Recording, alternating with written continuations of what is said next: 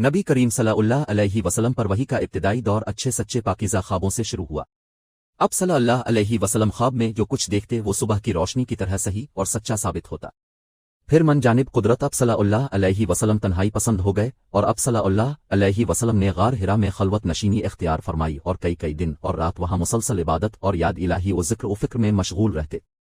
जब तक घर आने को दिल न चाहता तोशा हमरा लिए हुए वहां रहते। तोशा खत्म होने पर ही अहलिया मोहतरमा खदीजा रज़ी अल्लाह अन्हा के पास तशरीफ लाते और कुछ तोशा हमरा लेकर फिर वहां जाकर खलवत गुज़ी हो जाते। यही तरीका जारी रहा यहाँ तक कि अब सल्लल्लाहु अलैहि वसल्लम पर हक मुनकशिफ हो गया और अब सल्लल्लाहु अलैहि वसल्लम गार हिरा ही में क़याम पजीर थे कि अचानक जिब्राइल अलैहि अस्सलाम अब सल्लल्लाहु अलैहि वसल्लम के पास हाजिर हुए और कहने लगे कि मोहम्मद पढ़ो। अब सल्लल्लाहु अलैहि वसल्लम फरमाते हैं कि मैंने कहा कि मैं पढ़ना नहीं जानता। अब सल्लल्लाहु अलैहि वसल्लम फरमाते हैं कि फरिश्ते ने मुझे पकड़कर इतने जोर से भींचा कि मेरी ताकत जवाब दे गई। फिर मुझे छोड़कर कहा कि पढ़ो। मैंने फिर वही जवाब दिया कि मैं पढ़ा हुआ नहीं हूं। इस फरिश्ते ने मुझको निहायत ही जोर से भींचा कि मुझको सख्त तकलीफ महसूस हुई। फिर इसने कहा कि पढ़। मैंने कहा कि मैं पढ़ा हुआ नहीं हूं। फरिश्ते ने तीसरी बार मुझको पकड़ा और तीसरी मर्तबा फिर मुझको भींचा, फिर मुझे छोड़ दिया और कहने लगा कि पढ़ो अपने रब के नाम की मदद से जिसने पैदा किया और इंसान को खून की फटकी से बनाया। पढ़ो और अब का रब बहुत ही मेहरबानियां करने वाला है। बस यही आयतें अब सल्लल्लाहु अलैहि वसल्लम जिब्राइल अलैहि अस्सलाम से सुनकर इस हाल में गार हिरा से वापस हुए कि अब सल्लल्लाहु अलैहि वसल्लम का दिल इस अनोखे वाक़या से कांप रहा था।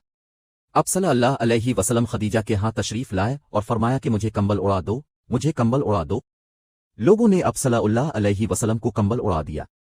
जब अब सल्लल्लाहु अलैहि वसल्लम का डर जाता रहा तो अब सल्लल्लाहु अलैहि वसल्लम ने अपनी ज़ौजा मोहतरमा खदीजा रज़ी अल्लाह अन्हा को तफसील के साथ ये वाक़या सुनाया और फरमाने लगे कि मुझको अब अपनी जान का खौफ हो गया है।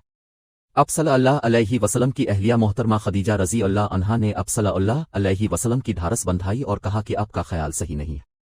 अल्लाह की कसम, आपको अल्लाह कभी रुसवा नहीं करेगा। अब तो अखलाक फाजिला के मालिक हैं, अब तो कुंबा परवर हैं, बेकसों का बोझ अपने सर पर रख लेते हैं, मुफलिसों के लिए अब कमाते हैं, मेहमान नवाजी में अब बेमिसाल हैं और मुश्किल वक्त में आप अमर हक का साथ देते हैं।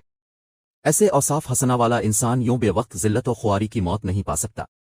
फिर मजीद तसल्ली के लिए खदीजा रज़ी अल्लाह अन्हा अब सल्लल्लाहु अलैहि वसल्लम को वर्का बन नौफल के पास ले गईं, जो उनके चचाजाद भाई थे और ज़माना जाहिलियत में नसरानी मजहब इख्तियार कर चुके थे और इब्रानी ज़बान के कातिब थे। चुनांचे इंजील को भी हसब मंशाए खुदावंदी इब्रानी ज़बान में लिखा करते थे।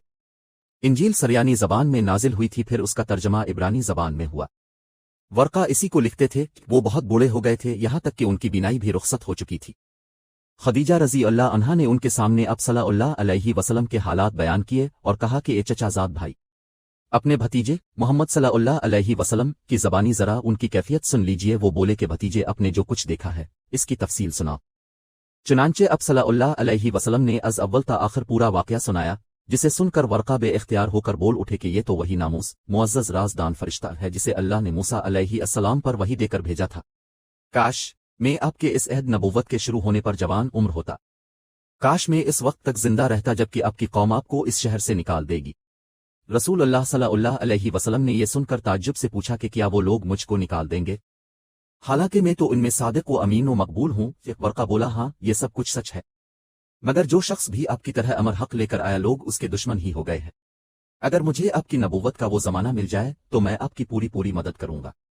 मगर वर्का कुछ दिनों के बाद इंतकाल कर गए। फिर कुछ अरसा तक वही की आमद मौकूफ रही।